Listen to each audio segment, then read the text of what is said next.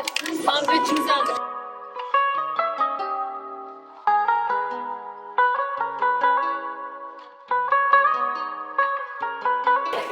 Rönesans'ın başkenti Floransa'dan herkese selamlar. Biz buraya dün akşam geldik. Sabah kalktık, kahvaltımızı yaptık ve hemen geziye başladık. Tabii buraya gelince görülmesi gereken ilk yerlerden bir tanesi Duomo Katedrali. Ama içine daha giremediğimiz için çok fazla detayını vermeyeceğiz. Floransa ile ilgili kısa bir bilgi verelim. Neden bu şehir bu kadar önemli ve Rönesans neden burada başladı ile ilgili. Bir Medici diye bir aile var. Bu bir dönem Avrupa'daki neredeyse bütün hanedanlık, bütün ülkelere hükmeden bir hanedanlık haline geldiler. İnanılmaz zenginler. Bunlar da para bol olduğu için geliyorlar. Buraya geliyorlar. Diyorlar ki biz buradaki binaları alıyoruz diyorlar ve böyle heybetli büyük binalar yapıyorlar.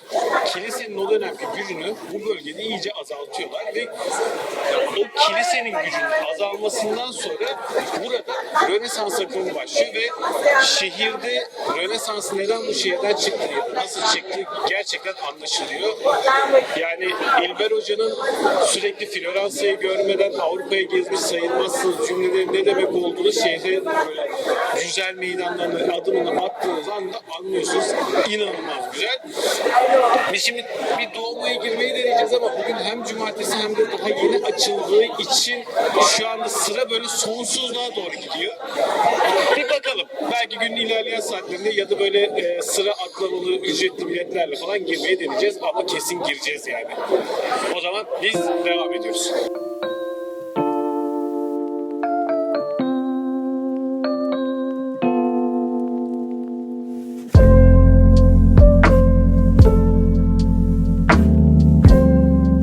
Şimdi Piazza della Republica'dayız. Yani Cumhuriyet Meydanı'ndayız. Burası Floransa'nın ana meydanlarından bir tanesi. Şöyle geniş bir alana sahip her meydanda olduğu gibi. Çevresinde lüks mağazalar var. Geldiğinizde hani ziyaret etmek isterseniz edebilirsiniz.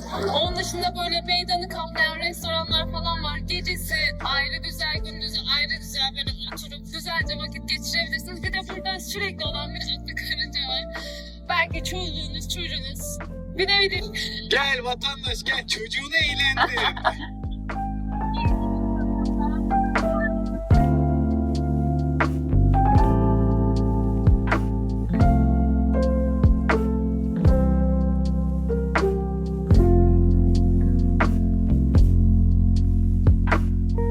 Signoria Meydanı'na geldik. Burası Floransa'nın en önemli meydanlarından bir tanesi. Şimdi böyle meydanları gösteriyoruz ama burası en önemlisi Signoria Meydanı. Buraya geldiğinizde burası bir açık hava müzesi gibi zaten. Geldiğiniz zaman fark edeceksiniz. Şimdi arka tarafında Uffizi Galerisi'nde de gösterilen bazı heykellerin burada örnekleri var. Hani önce burada bir bakın sonra gelin Uffizi'yi de ziyaret edin diyorlar. Zaten buraya geldiğinizde Uffizi'yi mutlaka ziyaret etmeniz gerekiyor. Ben çok orada bir tane heykelin üzerindeki atın bacaklarındaki detaya hasta oldum. Yani damarları kasım böyle liflerinin gözükmesi falan inanılmaz güzel. Evet, Uffizi'ye seni çağırdı değil mi? Evet, Görüntü. gerçekten Uffizi. Onu görmesem belki Uffizi'ye gitmeyebilirdim. Yani giderdim de ayrı da hani. Ben şok. Giderdim de hani o kadar hani çekici getirdi. Gerçekten çok güzel heykeller var burada. Sonra ne var? Vecchi Sarayı var. Vecchi Sarayı Floransa için önemli noktalardan bir tanesi. Müze girişi var içeride. İlk bir girişi görüyorsunuz. Sonra biletle yukarıya çıkıp şeyi gezebiliyorsunuz. Sarayı gezebiliyorsunuz. Şu anda bu arada şu şeye de çıkılıyor. Kuleye de çıkılıyor. Şu an orası sold out olmuş. Satılmıyor. Biletler tükenmiş. Michelangelo'nun Davut heykelinin replikası var burada. Yine tam sarayın önünde. Hemen arkamda Neptün Çeşmesi var. Bu Neptün Çeşmesi'nin aynısı, yani benzeri değil mi? Neredeyse aynısı. Bolonya'da da vardı. Tabii biz Bolonya'dayken o tadilattaydı. Evet, çok net görememiştik. Bu arada Bologna videomuz var değil mi bizim? Var, Onu tabii. bize eklesin. Burada şöyle bir şey var. Dört köşesinde birer tane küçük bir çeşme göreceksiniz. O çeşmeler dünyadaki dört büyük nehri sembolize ediyor. Bunları hep Bolonya'da anlatmışız ama. Ganj, Nil, Ha, Kızılırmak, Yeşilırmak. Diğer iki tanesini hatırlayamadım. Küçük Menderes, Büyük Menderes de olabilir. O diğer iki tanesini hatırlamıyorum da onların isimleri de yazarım. Bilgi dolu bu paylaşımdan sonra devam Bilmiyorum ediyoruz. yani. Ki bence Küçük Menderes Bu olmasın. kadar bilgiyi paylaştığına göre insanlar bize bir abone olsunlar değil mi? Bu kadar bilgiyi her yerde bulamazlar çünkü. Ben unutuyorum her seferinde söylemeyi. Sen de unutuyorsun. Biz unutuyoruz. Siz unutmayın. Abone olup yorum yaparsanız seviniriz. Evet, sonra devam edelim. Ne dedik? Şimdi bu meydanda yine her meydanda olduğu gibi restoranlar vesaire de var. Gerçekten burada keyiflice vakit geçirebilirsiniz. Zaten Floransa'ya geldiğinizde böyle dolaşacaksanız bütün yollar bir şekilde bir meydanlara çıkıyor. Orada oturup bir şeyler yiyip içebilirsiniz. Çünkü çok yorulacaksınız. Çok fazla gidecek, gezecek. Bazen böyle heykellerin önünde böylece duruyoruz, bakıyoruz falan. Yani mükemmele yakın bir turistik olarak mükemmele Evet. yakın bir şehir şu ana kadar gördüğüm kadarıyla. Ve bugün sebebini hiçbir şekilde bilmiyorum. Zannetmiyorum ki normalde bu kadar çok olacağını. Çok büyük bir kalabalık var. Yani inanılmaz büyük grup Japon ve Fransız kalabalıkları var. Özellikle Japon ve Fransız. Hiç onu anlamadım. Turistik bir nokta normaldir herhalde. Bir de cumartesi bugün falan. Evet, şimdi biz buradan devam edelim. Ufizi'ye doğru Fiziğe gidelim. doğru gidiyoruz ama ne İnşallah. oldu, nerelerde gideceğiz onu bilmiyoruz.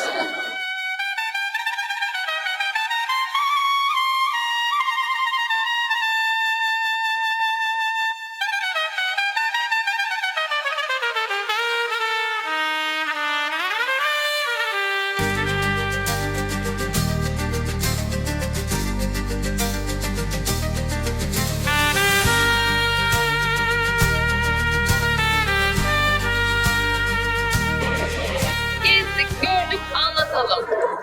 Floransa'ya geldiğinizde yapmanız gereken en önemli noktalardan bir tanesi Uffizi Galerisi'ni ziyaret etmek. Burayı nasıl ziyaret edebilirsiniz? Bir, online olarak bilet rezervasyonu yapabilirsiniz. İki, gişe var hemen galerinin yanında. Oradan bilet alabilirsiniz. Arasındaki fark şu, online alırsanız şu anda 25 euro artı 4 euro hizmet bedeliyle birlikte 29 euro yetişkin olarak. Eğer gidip şeyden satın alırsanız, ofisten satın alırsanız o da 25 euro. Orada da size saati veriyor. Sadece ikisinin giriş noktası birazcık farklı oluyor. Yani biz mesela girdik, bileti satın aldık. Satın aldıktan sonra bir 10-15 dakika kadar bekledik. Sonrasında giriş yaptık. Sonra burası için ne kadar zaman ayırmalı? Şimdi bu sizin ne kadar gezmek istediğinize göre değişmekle birlikte yani minimum 1,5 saat diyorum. Minimum 1,5 saat. Çünkü böyle iki dolu dolu kat var gezebileceğiniz ve şöyle düşünün, bir U şeklinde devam ediyor. Her o U'nun içerisine farklı odalara ayrılan yerler var. Gerçekten vakit ayırmanız gerekiyor. Hepsini tek tek incelemek isterseniz bu saati istediğiniz kadar uzatabilirsiniz. Ama hani kesinlikle görmeniz gereken bazı eserler var. Bunlar nelerdir dersek, bir defa buraya geldim, işte Raffaello'nun eserlerini, Michelangelo'nun eserlerini, sonra Da Vinci'nin birkaç tane eseri var, Botticelli var, neydi? Sprinter ustaları var. Donatello var, Raphael var. Bütün Teenage Mutant Ninja Turtles ekibi var. Francesca var, pardon onu söylemeyi unuttum. Ondan sonra evet, Medusa'nın falan şeyi var işte. Ya aslında sayarak bitirebileceğimiz bir şey değil. Ama şunu ben hemen söyleyeyim, biz bayağı bir Medusa'yı falan aradık. O ikinci katta bu arada. Yani ilk önce en üst kata çıkıyorsanız orada Da Vinci, Raffaello falan hepsi var. Sonra Medusa'yı falan görmek isterseniz onlar bir alt katta, aklınızda olsun. Ben çünkü nerede bu Medusa, nerede bu Medusa diye dolaşırken bayağı bir vakit kaybettik yani. Peki, buranın tarihi konusu, önemiyle ilgili birkaç cümlede bize aktarmak ister misin? Şöyle Bu arada- söyleyebilirim. Ha. Biraz cümleyi uzatıyorum, biraz böyle sündüre anlatıyoruz. Çünkü yani inanılmaz fazla şey var ve size göstermek istiyoruz hepsini mümkün mertebe. Sizi sıkmadan gösterebilmek için bir şeyleri anlatıp üzerine görüntü koymamız gerekiyor. Sıkmadan göstermek biraz zor olabilir. Herkes görmek istemiyor da olabilir. Eğer isterseniz bu bölüm pas geçebilirsiniz. Özellikle bilgileri az önce verdik zaten. Şimdi görüntüler böyle arkadan devam edecekse şayet. Kurgucu Hüseyin Bey nasıl yapacak bilmiyorum. Medici ailesinin katkıları çok fazla buraya. Zaten içerideki çoğu eser hani onların zamanında topladığı eserlerden falan oluşuyor. Tarih için bunu söyleyebilirim. Bu arada yani buraya geldiğiniz zaman gerçekten böyle hani zaten Rönesans'ın başkenti. Rönesans dediğimiz şey o karanlık çağdan işte aydınlık çağa doğru geçişteki o önemli reformların ve bütün bu kültürel değişimlerin etkisini görebildiğimiz dönem olduğu için hani buraya geldiğinizde zaten ona doyuyorsunuz. O yüzden de geldiğinizde mutlaka uğramanız gereken yerlerden bir tanesi. Benim de hani son kendi yorumum olarak söyleyeyim. 25 euro para verdik. Bugün Türk lirasıyla çarptığın zaman aslında çok da az bir şey etmiyor. Neredeyse 1000 lira falan yapıyor herhalde, yanlış hatırlamıyorsam. Yani. Canım söyler.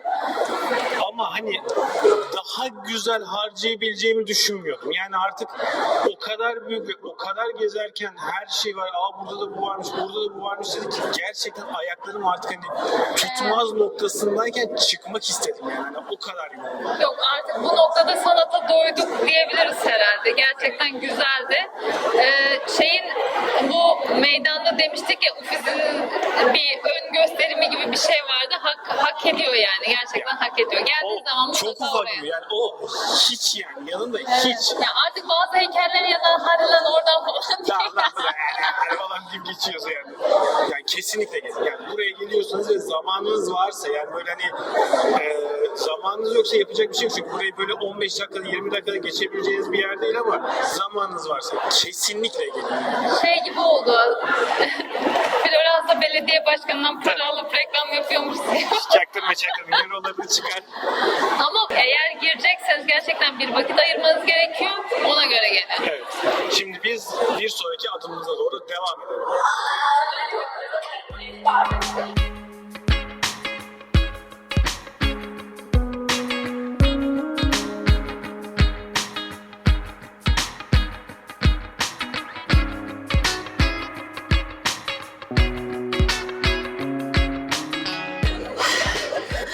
Zafer, sandviçimizi aldık. Şansımızda çok beklemedik.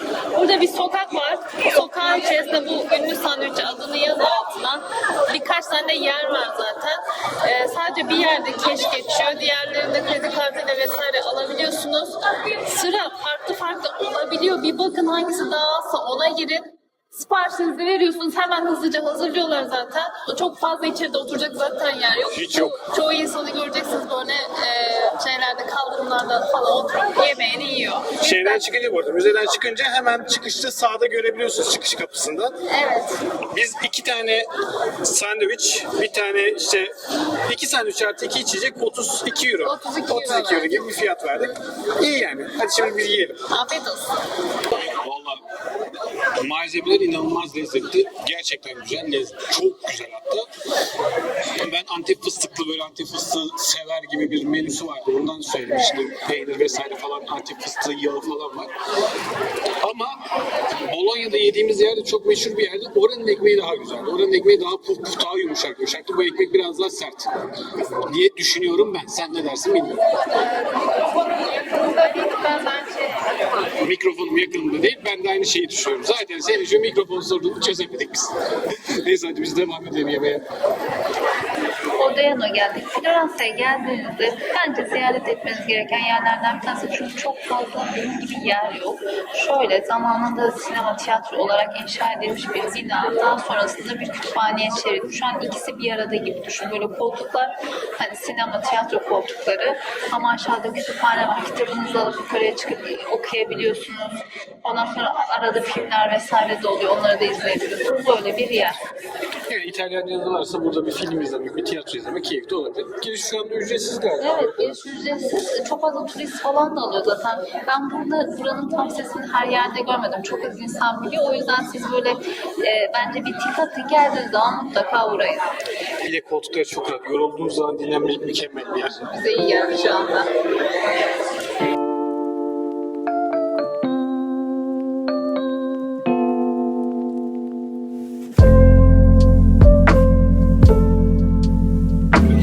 Şimdi Floransa'nın en önemli önemli simge yapılarından bir tanesi Porta Vecchio'ya geldik. Herhalde böyle okunuyordur. Porta Vecchio. Türkçesi eski köprü anlamına geliyor. Burası 11. yüzyıl döneminde taştan olarak yapılıyor. Ama sonrasında bir taşkın sırası yıkıldıktan sonra 14. yüzyılda tekrar yapılıyor. Burasının aynı zamanda bir pazar yeri ve kuyumculukları ile meşhur. Tarihi dönemlerde burada et satışı vesaire de yapılıyormuş ama sonrasında çok fazla koku yaptı ve soylular bundan çok rahatsız olduğu için köprüde et satışını yasaklayıp sadece kuyumculuk vesaire satışlarının yapılmasına sadece izin verildi. Dünyada birkaç tane böyle aslında çarşılı köprüler var. Bir tanesi de Bursa'da bizim Irganlı Köprüsü. Bu da aynı ekolün aslında ürünlerinden bir tanesi. Köprü alışveriş pazar yeri gibi bir şey, artık ne denir ona bilmiyorum. Floransa'ya aynı zamanda köprüler şehri deniliyor. İkinci Dünya Savaşı'nda Almanların bombalamadığı tek köprü olarak geçmiş listeye. Öyle de bir ekstradan da bir özelliği var. Şimdi biz bu açıdan, güzel görünen açısından bir başlatalım, görelim izliyoruz. Bence gözlerinden kaçmıştır çünkü burası nehrin en dar noktalarından bir tanesi aslında. Ha, ondan da olabilir tabii. Niye bombalamasınlar ki? Ya ama şöyle bir şey var. Ne o kadar Hitler manyağın önde gideni olsa bile sanat düşkünü bir insan olduğu için bu tarz şeylere aslında önem veriyor. Ondan dolayı da özellikle bombalattırmamış da olabilir. Bilemiyoruz. Gözden de kaçmış Bak olabilir. şimdi Hitler'in söz hakkı doğdu, görüyor musun? İnşallah söz hakkını kabul edip cevap vermez. Öyle bir durumda değiliz inşallah. Niye ya? Başımızda artık Trump var. O da ayrı bir deli. Neyse, Google'dan Shadowban yedik YouTube'dan, tamam. neyse bu kadar sosyal Yeter. politik Biz şimdi şey köprüye yeter. doğru geçelim o zaman. Bir de köprünün içine videolarımızı vesairemizi çekelim.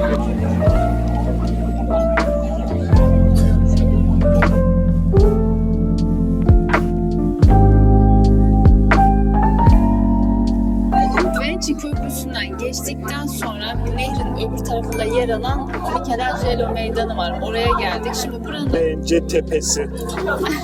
Hüseyin Tepe'de olduğu için burayı tepesi diye adlandırdık. Tam Şahin Meydanı Yanaşlı diye. Cengiz Kurtoğlu dinlemelik mekan. Zaten arkadaşlar da buraya ne yapıyorlar? İçeceklerini alıyorlar, yiyeceklerini alıyorlar. Restoranlar falan da var tabii bu arada da gün batımını izlemeye geliyorlar.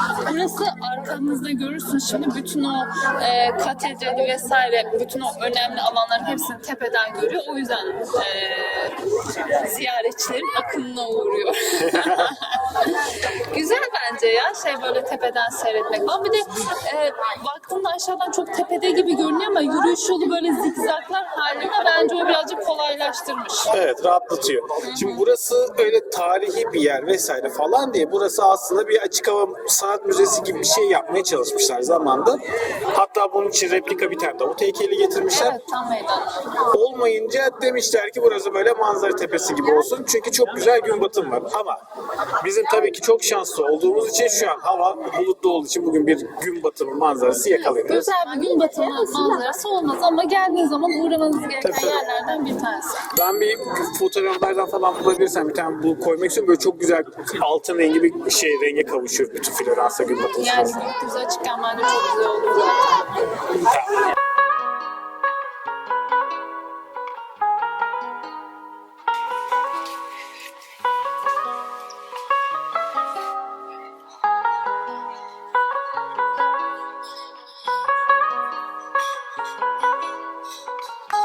Şimdi Cafe Gilli'ye geldik. Yedik içtik, dışarıya çıktık. Özet geçelim burası hakkında. Geldiğiniz zaman mutlaka uğramanız gereken yerlerden bir tanesi. Çünkü Floransa'nın en eski pastanelerinden biri. Burada iki farklı seçenek var. Ya böyle zaten İtalya'da çok meşhur hani barda böyle espresso shot, antik vesaire onun gibi. Ya öyle bir ayakta bir şeyler yiyip içebilirsiniz ya da oturabilirsiniz. Oturduğu zaman ekstra bir ücret de oluyor bu arada. Servis ücreti gibi. Bar kısmı İtalyan kültürünü anlamak için biraz önemli aslında. Hani böyle uzun diye oturmayacaksanız bar kısmını tercih edebilirsiniz. Burası hemen Cumhuriyet Meydanı'nın yanında. Geldiğiniz zaman mutlaka uğrayın. Biz neler söyledik? Bir affogato, bir bir espresso bir de maritosso söyledik. Maritosso tatlı, affogato bu ilk yapılan yer burası. O yüzden geldiğiniz zaman deneyimlemek isterseniz ziyaret edebilirsiniz. Çok tatlı bir yer, bence gezin. Bence de ben çok beğendim. Bu arada mekan aslında büyük bir yer. O yüzden şey yapabilirsin. Geldiğiniz anda hızlı bir espresso, yani gözünüz korkmasın yani. Evet. Hemen yiyip çıkabilirsiniz, içip çıkabilirsiniz.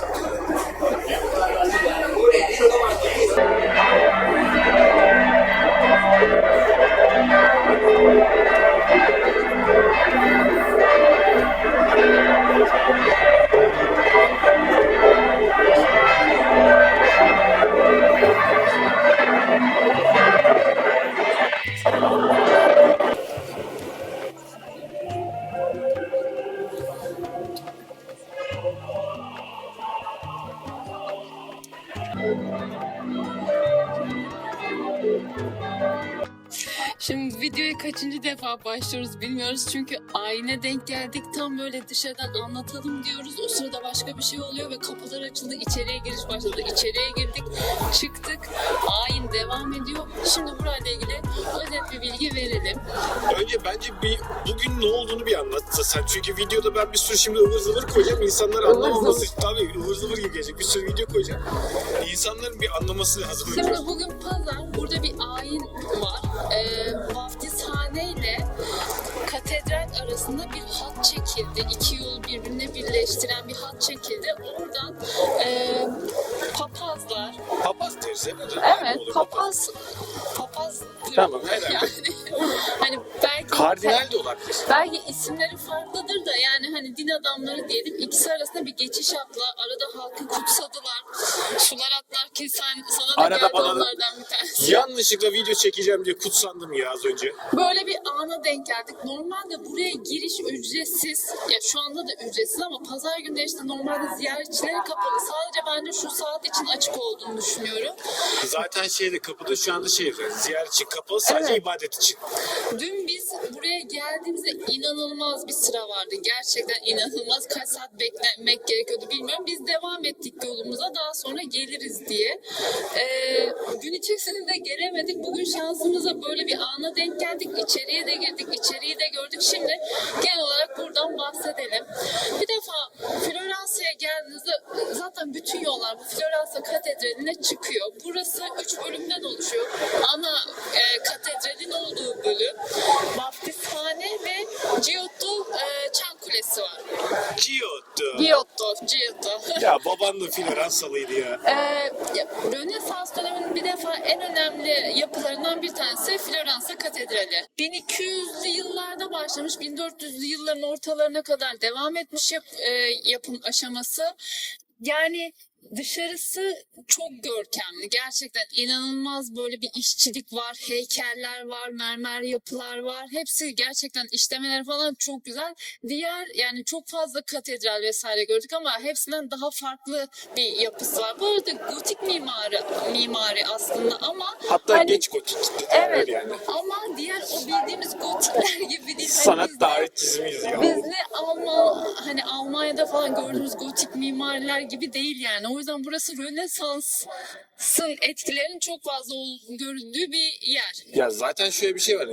Katedralin diğer gördüğünüz birçok katedralden farklı olan kısmı dışında yeşil beyaz, yani renkli bir mermer kullanılmış. Hani hem bir mermer kullanılmış hem de renkli bir mermer kullanılmış. Yani dışarıdan baktığınız zaman böyle hani o özellikle gotik mimarinin işte dönemlerine falan baktığındaki o karanlık his yok. Yok, hiç yok. Şimdi dışarısı bu kadar görkemli, içerisi de bir o kadar sade gerçekten. Orada da yine Rönesans'ın etkilerini görüyoruz aslında. Çünkü Rönesans dediğimiz şey hani böyle diğer o cafcaflar vesaireler yok ya. Biraz daha sade bir yapı üzerine kurulu. Gerçekten içerisi de oldukça sade.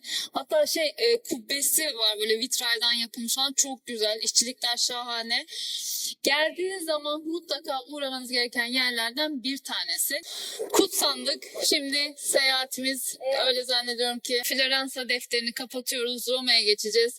Videoyu beğenmeyi unutmayın. Abone olursanız seviniriz. Sorularınız varsa yorum olarak yazabilirsiniz. Görüşmek üzere.